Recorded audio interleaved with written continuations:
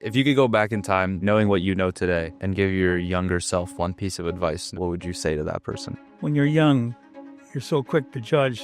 It takes guts to do that. The world around you changes and you have to change. If death comes, I wouldn't be too upset. I don't want to die, and yet I feel, what's the point of living? That's, I guess, my big regret. Today, I'm asking strangers in their 70s, 80s, and 90s what advice they would give to their younger self.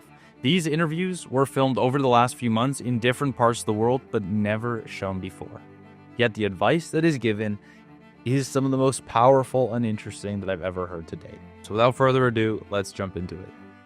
How old are you? 69. 71. What does it feel like to be 69 and 71?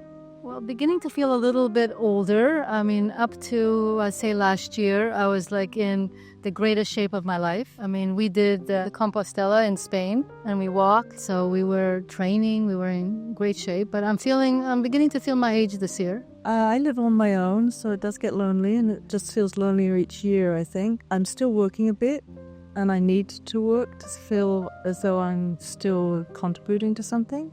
I feel like I'm a 39-year-old person trapped in a body that can't do the things I want to do anymore.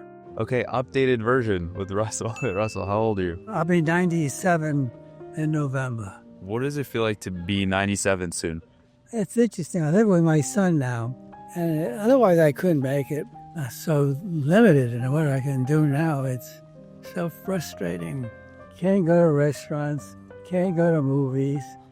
You're just completely like a prisoner of old age. If death comes, I wouldn't be too upset.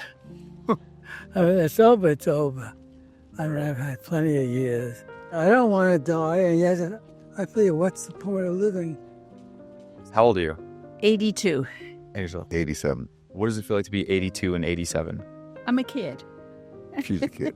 Yeah. I'm a kid. Attitude's good. You got to be around young people, not around old people. That's the gig. What do you do to be around young people? You have them at your house. You bring them in, entertain them, Bring- hang around with them. That's it.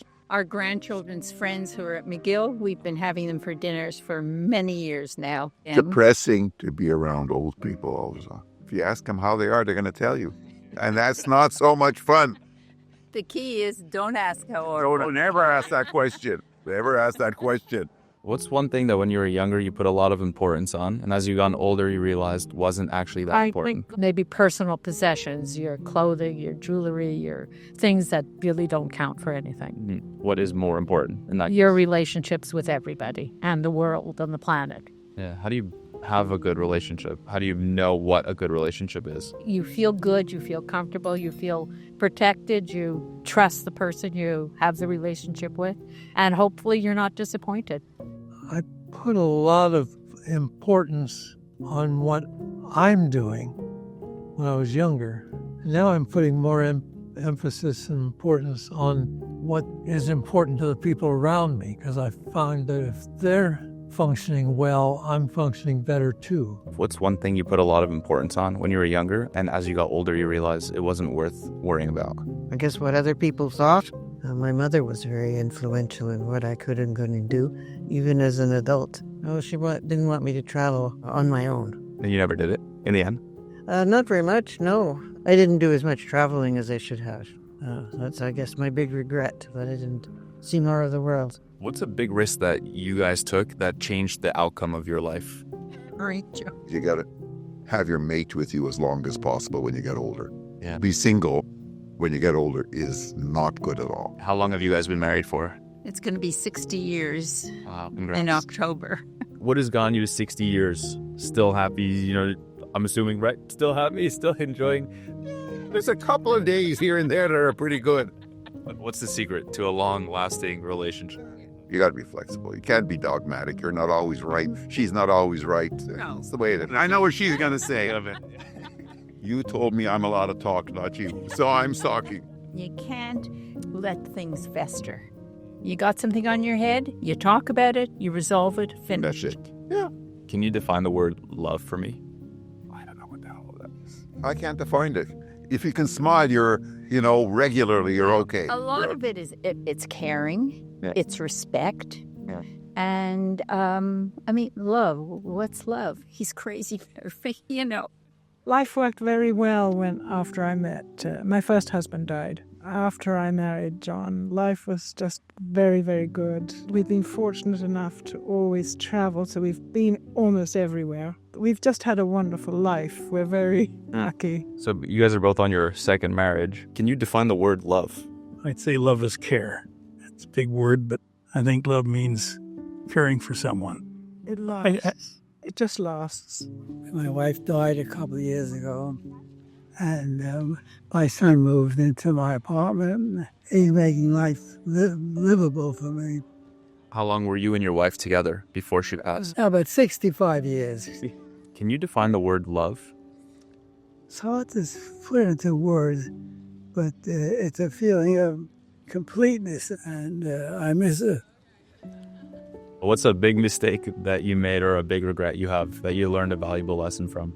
Perhaps I would have made more of an effort to have found a partner after my husband died, and I didn't. And, in a way, I became stronger because I had to take care of everything myself. But, it would have been nice at this stage in my life to have a partner that I could, walk with and talk with and travel with and so on. A lot of people go through life wishing they would have learned certain things sooner or someone would have taught them something sooner. What is a truth about life that you wish more people understood?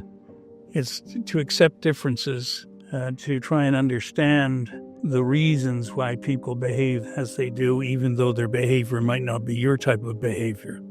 I guess watching politics the way we watch politics, or the way politics confronts us every day, before you jump to the conclusion that X is evil and Y is great, you try and look at the bigger picture and what makes people the way they are.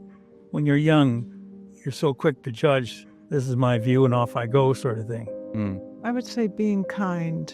There's not enough of that. You know, the word that keeps coming to me is respect. You don't pick fights. Respect. You have to have your parents teach you those things. You don't know what it is when you're a kid, right? You watch your parents, how they react. You follow them. And both our parents had very good marriages. Yeah, and they were not rich. No. Money was not the issue. They were not rich, but they were rich in every other way. And as you say, you never knew you were poor. I never knew I was poor, and I was poor when I was young. Not everyone had food on the table. Somebody brought it over. That was life.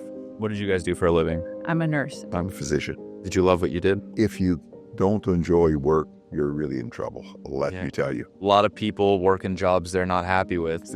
And you know what? It shows on their face, in their demeanor. Their attitude. Yeah.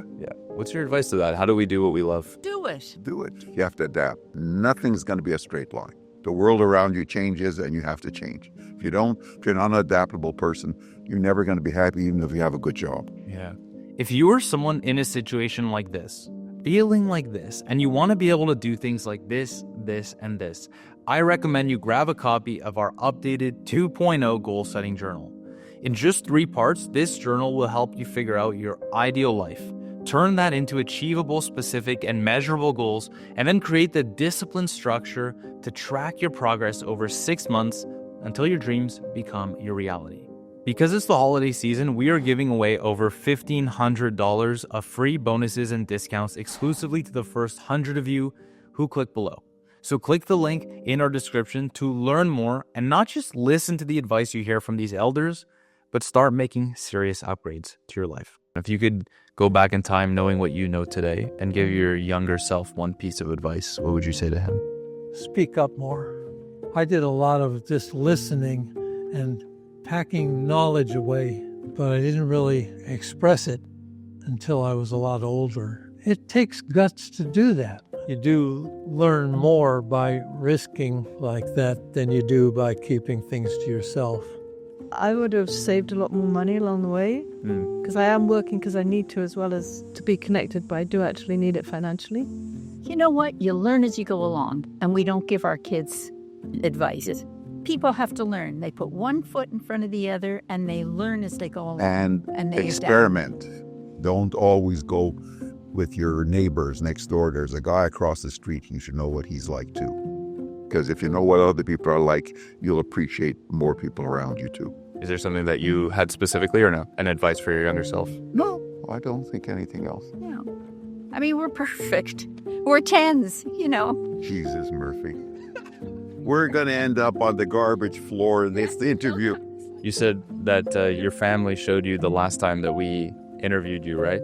Oh, yeah, I've seen it on television. I was pleased to see it. And my whole family and friends enjoyed it. I never thought I'd miss you guys again. Still walking. We're still meeting you in the same park. That fuck.